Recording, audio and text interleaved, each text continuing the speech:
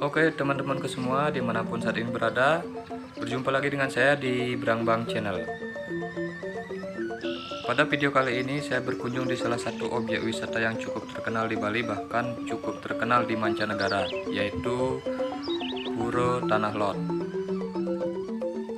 Objek wisata Pura Tanah Lot terletak di Kabupaten Tabanan, tepatnya di Desa Braban.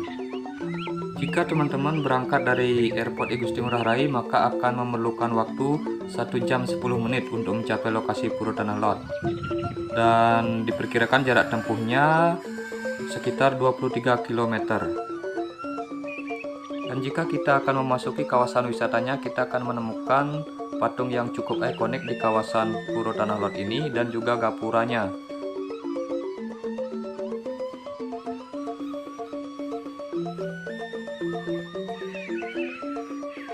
Untuk masuk ke kawasan wisata, kita akan melewati pos penjagaan, yaitu pos penjagaan tiket kunjungan kita.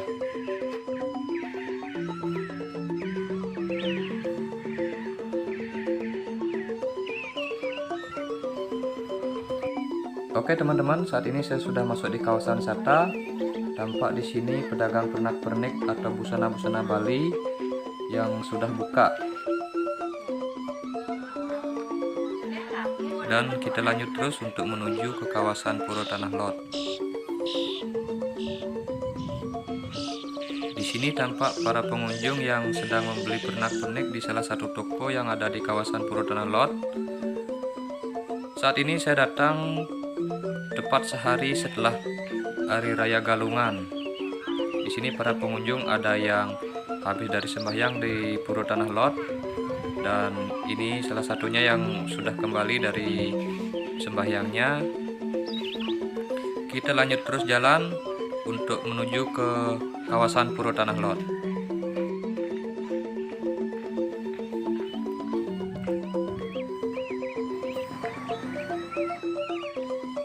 Dan ini adalah gapura atau pintu masuk di kawasan suci Pura Tanah Lot.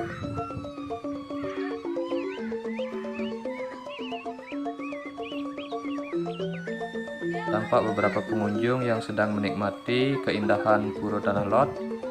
Di sini benar-benar indah loh teman-teman, dimana taman-taman yang ditata dengan rapi ditambah dengan pemandangan alam yang begitu mempesona, sehingga mampu membuat mata kita menjadi benar-benar segar, fresh kembali.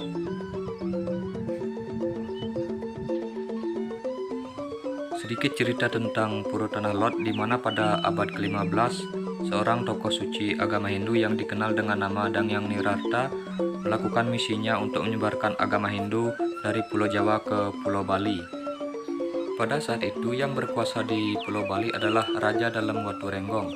Beliau sangat menyambut baik dengan kedatangan dari Dangyang Nirarta.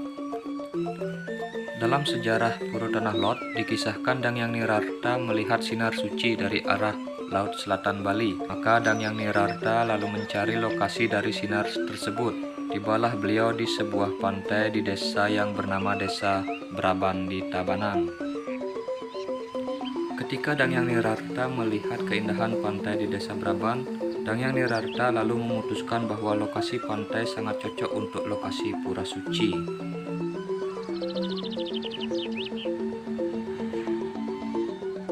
Pada saat itu Desa Braban dipimpin oleh Bendesa Braban Sakti yang sangat menentang ajaran dari Dangyang Nirarta dalam menyebarkan agama Hindu. Dangyang Nirarta melakukan meditasi di atas batu karang yang menyerupai bentuk burung beo yang pada awalnya berada di daratan. Dengan berbagai cara Bendesa Braban ingin mengusir keberadaan Dangyang Nirarta dari tempat meditasinya.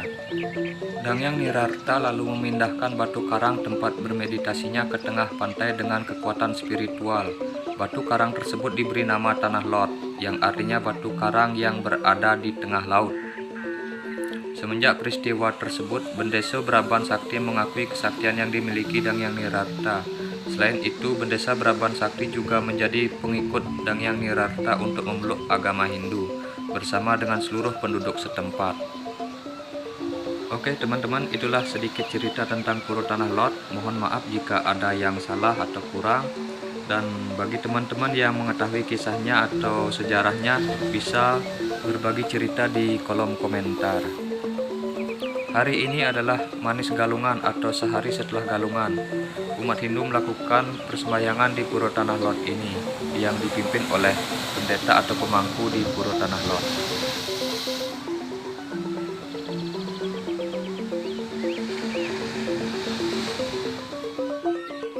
Oke teman-teman, kita lanjut lagi untuk mereview kawasan Puro Suci Tanah Lot ini.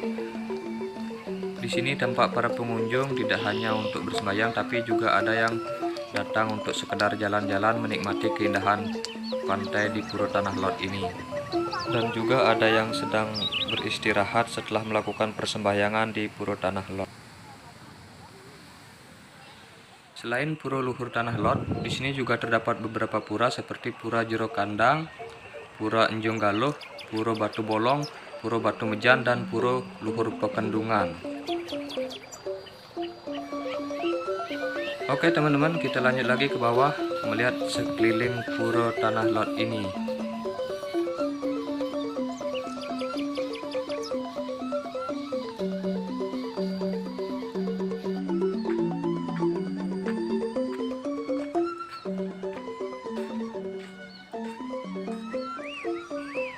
Di sini juga terdapat pos layanan informasi seperti pos lifeguard dan juga prosedur protokol kesehatan yang terpajang di depan pos lifeguard ini.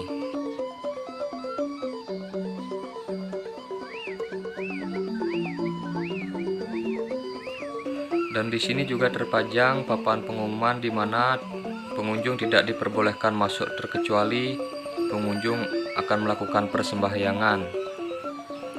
Pada saat air laut pasang, para pengunjung tidak diperbolehkan untuk melewati garis yang sudah terpasang di kawasan pantai ini.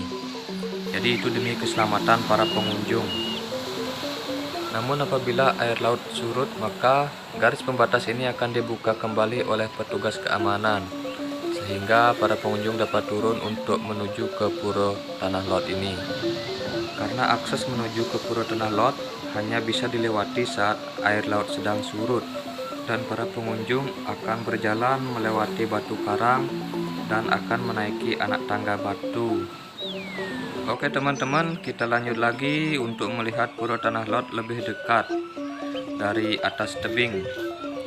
Dan buat teman-teman jangan lupa untuk selalu mensupport channel ini dengan cara memberikan like, komen, dan subscribe, dan juga share kepada teman-temannya agar kami bisa lebih semangat lagi dalam review tempat-tempat wisata yang ada di Pulau Bali ini.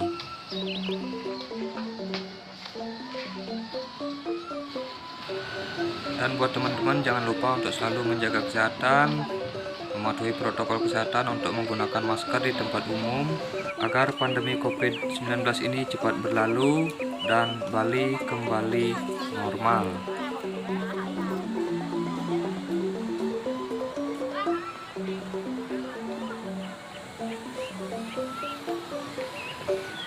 Oke teman-teman, jadi seperti inilah situasi di Puro Tanah Lot, di mana air saat ini sedang pasang. Jadi para pengunjung tidak bisa turun untuk melihat gua-gua kecil yang dihuni oleh ular suci belang yang ada di Puro Tanah Lot.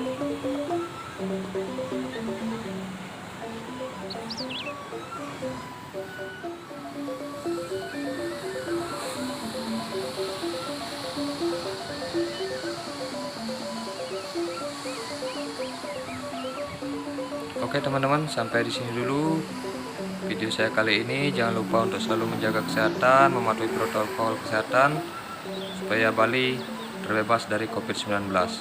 See you next video.